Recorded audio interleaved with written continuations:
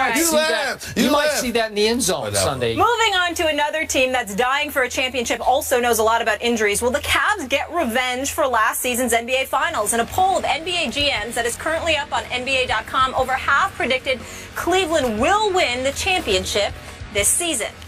The next closest were the Spurs at 25%, and the defending champion Warriors took 17.9% of the vote. Stephen A., do you agree that the Cavs will win the NBA title over all those West teams? I reserve the right to revisit this topic as the season progresses, of course.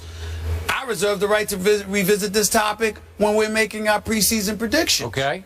But at this particular moment, I'm not inclined to say so.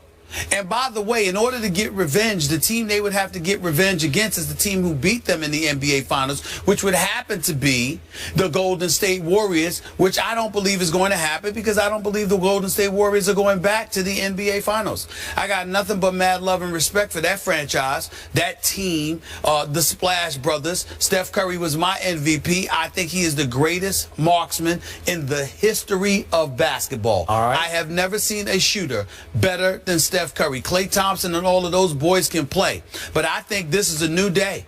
And I'm here to tell you right now, first of all, I'm inclined to believe.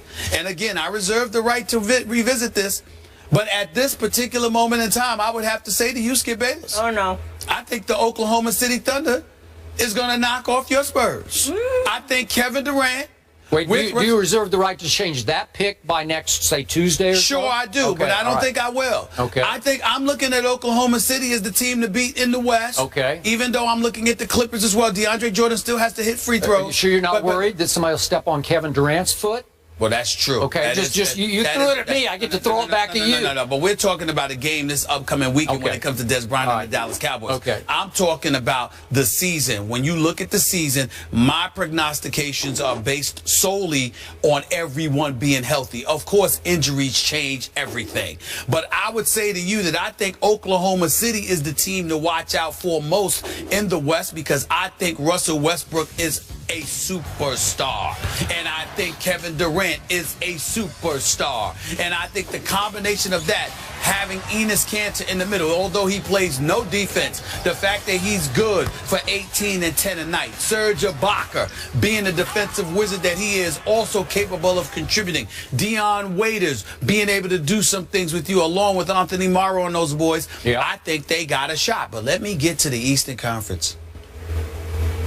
You know, everybody's been talking like the Cleveland Cavaliers is just going to cakewalk to the NBA Finals. That's what the GM said. I was in Miami last week interviewing Dwayne Wade. Part of that interview airs today on SportsCenter. Another part of it airs next week, the part about him and LeBron. Let me say this to you. I looked at Hassan Whiteside. He's gotten a bit bigger. It's a big boy. Agile. Yep. Runs the floor, defends, block shots. I watched LeBron James dominate primarily because LeBron James needed to become a post player once Kyrie Irving's health was compromised and he had to rely on the services of Matthew Dellavedova. I'm here to tell you something right now. LeBron, he can't be posting up against Miami if Hassan Whiteside is down low. He's going to have to turn into a perimeter shooter. And we all know that he can hit shots. And we all know that Cleveland is the favorite. And I am willing to concede that the Cleveland Cavaliers should be the favorites. But it would not surprise me at all if the Miami Heat ended up knocking them off.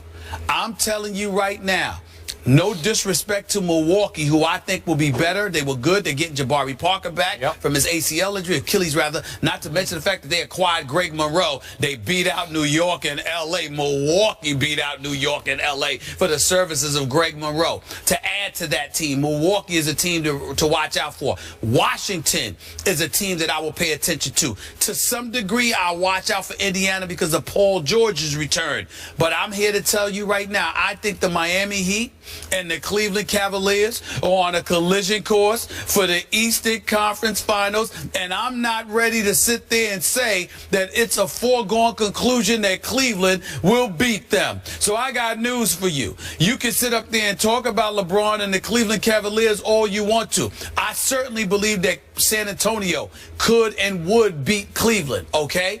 I definitely think Oklahoma City would have a shot. If the Clippers were fortunate enough to get there because DeAndre Jordan learned how to hit free throws and they got to the finals, I think they would have a shot.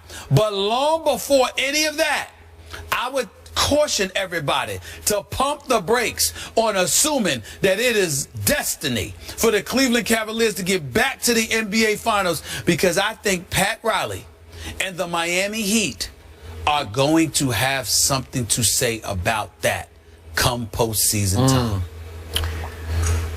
I am so with you on Miami, but yet again, for the third, maybe fourth straight year as we sit in these seats, does it not come down to the health of the man you just interviewed, right? Yes. Okay, so if you tell me he's 92% healthy most of the year, I'm with you. Well, they have a shot. What I would tell you is that for the first time in 5 years, he was off from April, not June. Those additional 2 months, that's a very big deal. I'm with you. I would also tell you and prioritize the fact that playing a full season is not the priority. If Dwayne Wade plays 50 to 60 games, Pat Riley and the Miami Heat are perfectly fine for that as long as he is ready to go this postseason. Okay. So when you combine that with Bosh returning healthy, Hassan Whiteside, Luol Deng, Love him. Goran Dragic. Yep. Whoa. Agreed. I'm just saying. Agreed. I'm a wall on that also. Okay, back to the poll. So 54% of the GMs polled say Cleveland will win the NBA championship. Next down the list, a long ways down the list, is 25% said San Antonio will win. So back to that premise. I get it that Cleveland has a much better chance of winning the East than the Spurs do the West. Right. Because clearly the Spurs are going to have to deal with Oklahoma City, as you point out. They're still, aren't the Warriors still, are they still playing? Or are they still, they didn't disband after they won, right? That's right. Okay, and they got big chips on their shoulder. They got a chip and a chip, right? They got a championship and they got a chip on their shoulder because nobody's giving them any. Yeah, so they got only 17% of the vote. So Spurs will have to deal with Golden State. They'll have to deal with the Clippers. They'll have to deal with the Rockets, and I could keep going on all the way down to the Pelicans, because they're going to have to deal with the Pelicans, who knocked them for a loop in the last regular season game of last year. That is correct. Okay, I get all that. But to me, in the end, if this proves true, then the Cavs are still going to have to deal with the Spurs in the finals, if the GMs are correct. So how could 54% say the Cavs will beat the Spurs in the finals? Because that's basically what they're saying. Am I right? They're saying that the Cavs are going to win it all. I do not see it. I think it would be basically a mismatch of these Spurs against these Cavaliers. And I'm going to point out to you, and I don't know how it's going to resolve itself, but the Tristan Thompson situation remains troubling for this basketball team. It is. It's really, let's say what it is. Yeah. Listen, I respect the hell out of David Griffin and the job that I believe he should have gotten a backup quarterback other than Matthew Dellavedova to Kyrie Irving. But by and large, David Griffin to me was my executive of the year last year. Yeah. I thought he did a phenomenal job. Having said that, it is a damn travesty. It is. That they don't have Tristan Thompson signed. Seriously. All right, so I'm going to remind everyone. The Spurs did go get LaMarcus Aldridge when nobody thought they could. And they did get David West at the biggest basement bargain you could ever get, where David West said, I don't care about the money. I'm going to take almost nothing compared to what I could have had to stay in Indiana just to win a ring here with these guys. And you throw in the fact they kept Kawhi and kept Danny Green and brought Manu back. Ray McCallum Jr. I really like him as a backup to Tony Parker. You're loaded. Kyle Anderson is emerging as, I'm not going to say a star, but a factor for this team. So I'm going 10, 11 deep already. How are the Cavs going to beat that team? I don't think they can. I'll go a step further for you, Skip. I think the Spurs' challenge is all and entirely in the West. It does not matter who comes out of the East. I don't believe they're beating the Spurs. All right, I'm with you. So we agree. Get to the finals. Right. They win. The poll is completely upside down. Now, back to your premise that the Thunder, at this moment, you think, could oust the Spurs. Yes. Okay, I'm going to say it again, and I'm going to stand by this all year. You talk about how Kevin Durant and Russell Westbrook are superstars, and I'm saying they're too super. Kevin's too super, and Russell's too super, and the twain will never meet. I think they will have a hard time figuring each other back out, because they didn't play together all that much last year because one was hurt, the other was hurt, one was hurt. I think that will constantly be a clash for them that they won't be able to resolve into the playoffs. These two together will never win a championship. I'm going to stand by that. I refuse to believe that. I think that Kevin Durant is too elite of a player and Russell Westbrook is too elite of a player and a competitor. That fire in his belly is something that I admire. And I think that having tasted losing in a championship series still gnaws away at Russell Westbrook more so than any other human being on the planet. Okay. I think he wants it bad. With the personnel that they have in place, as great as we know Manu Ginobili and Tony Parker and those boys to be, they are a year older. They have no answer for a Russell Westbrook. You can think it's Kawhi Leonard all you want to. That is the one guy that I don't believe, meaning Russell Westbrook. That is the one guy that I believe Kawhi Leonard wants no part of. Anybody else, different. But Russell Westbrook is the one guy that I don't believe Kawhi Leonard wants any part of. That's just my personal opinion. Well, this is the last hurrah, I believe, for Kevin Durant and Russell Westbrook together, right? I will tell you this. I'm told, sorry to ruffle any feathers, I hope this doesn't cause controversy. Yep. I am told that if not Russell Westbrook, I am told that if Kevin Durant doesn't win the title this year in Oklahoma City, he's probably out. Okay, I got That's what I'm told. That's what I'm told. I would assume that. That's what I'm told. He wants the title bad. If he doesn't win the title in Oklahoma City, then it doesn't look good for them. I don't rule out anything with Sam Presti. Remember, OKC has more money to offer him than anybody else could. So, I mean, if he wants the money, that's the place to be. That's the place to stay.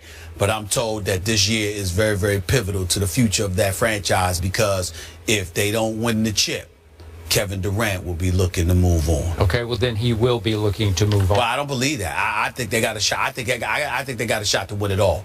But in the East, if healthy, we both agree that it'd be the Cavs and the Heat. Well, I'm telling you they're my favorite, but I'm not ruling out the Miami. I need to point out one thing here. According to Basketball Power Index, the Heat have an 8% chance to make the NBA Finals. Well, they can say what they want. I'm telling you, forget D-Wade for a second. This kid, Hassan Whiteside, he's big the way he defends and blocks shots and patrols the paint area.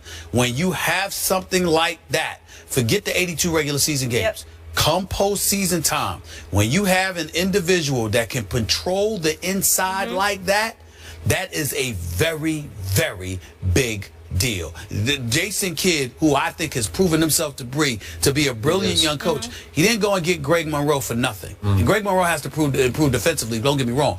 But there's a reason he went and got that matchup to watch. He's getting a little more interesting. All right, up next we move to college hoops. It's the scandal that is rocking the University of Louisville. More on the latest when we return. And on this Back to the Future Day, we're pushing forward. Lots of good topics to be tackled by Stephen A. and Skip. Don't miss a beat by checking out our complete rundown, which of course you can find on IG. Back in a few.